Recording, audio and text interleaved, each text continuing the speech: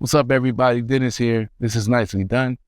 Right here, you can see the Nest second generation doorbell that I installed in my previous video. If you watched that video, you probably noticed that I had to tear through a wall, open up a hole just to get the wire to go through it. I ain't gonna keep my wall like that. So in this video, I'm going to fix that wall. I'm gonna go through all the proper steps to repair it so it looks like no one ever touched it.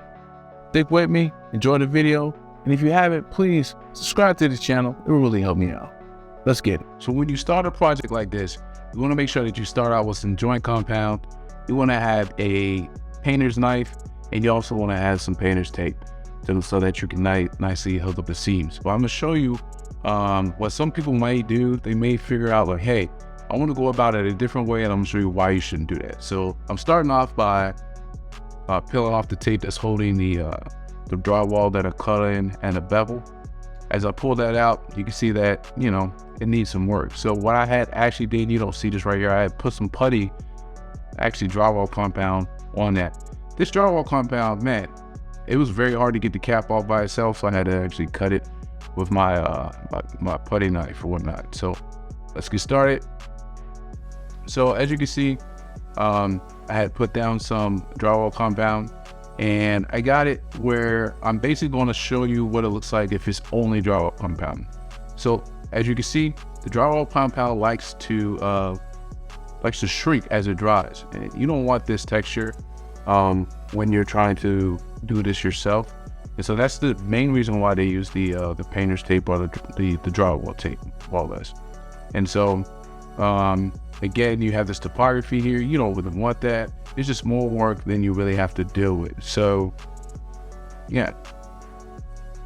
So what I'm gonna do is I'm going to actually put down some drywall compound, and then you put the tape down on top of it, and you squeeze it, you press it in. After you do that, you want to put some more drywall compound on top of it, and this is going to make the base layer.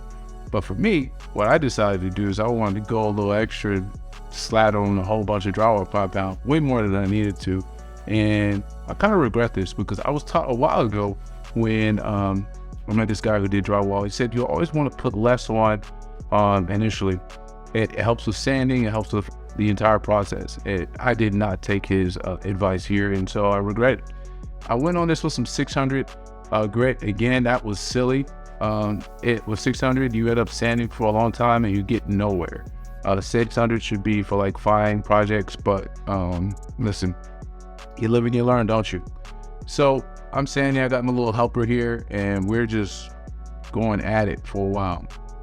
You take the sanding block, trying to get the edges nice and smooth, and I decided, hey, I learned something before, it's time to bring that concept back in, which is wet sanding. So you take a nice sponge, wet it up a little bit, and it dissolves the drywall compound, which is good. And the little, basically the little voids in the sponge kind of acts as an abrasive to knock out areas of the drywall compound, sort of like sanding does.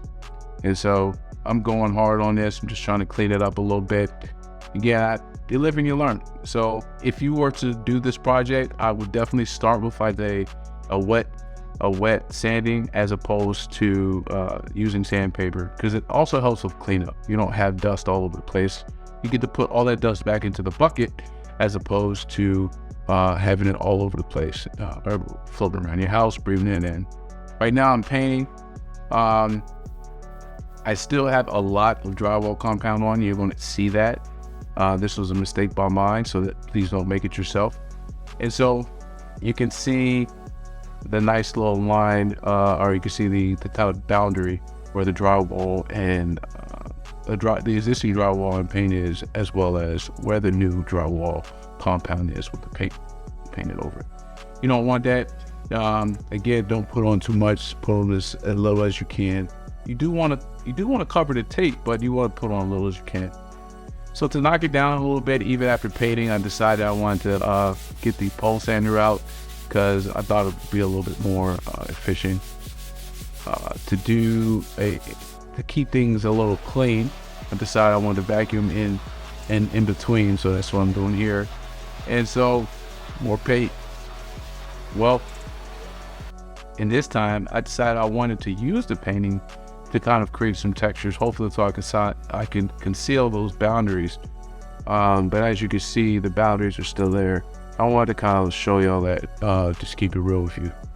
And so all this painting, additional paint, I thought maybe using a different texture brush might bring in the orange peel texture that I was looking for. That did not work. It just was a mess. As you can see me, that was picking off stuff. And so, yeah, that's the jigs of that. So at this point, I was like, the painting was not going to create the texture I don't want. And so I got on the internet and thought like, okay, what's another way to get this texture? One way you can do is to actually use the drywall compound for texture. And so that's what I did. I used a sponge and decided to dab around the work area to try to introduce some texture that I will knock down later to hopefully become a little orange pilly. And if you ever look at your walls, most walls will have this orange peel texture. And so that's what I'm trying to mimic here. Another mistake of mine right here, as you can see, I'm using a sanding block again, but I'm using way too much force on the on my work area, and I kind of knocked some down a little bit more than I wanted to. I'm cleaning this up with a towel to get rid of the dust that's on the work area so I can paint. And so this is an image of me after I've done a little painting, and I'm just cleaning up a lot of the areas. So what you can see here though is that the light is really emphasizing the texture that I had left over, and I didn't want that. But again, if I was to do this again, I would knock down the drywall way much more than I did, introduce the sponge texture, and then go ahead and sand it and paint it. And so if you learned anything in this video, I'm happy if you could just comment. You can blast me if you need to, but this project's all finished. Thanks for sticking around. Please subscribe if you learned something. It really wasn't that hard, so once you give it a shot, if you're one of those individuals that needs a little kick of courage or encouragement, so go ahead and give it a shot. See you in the next one.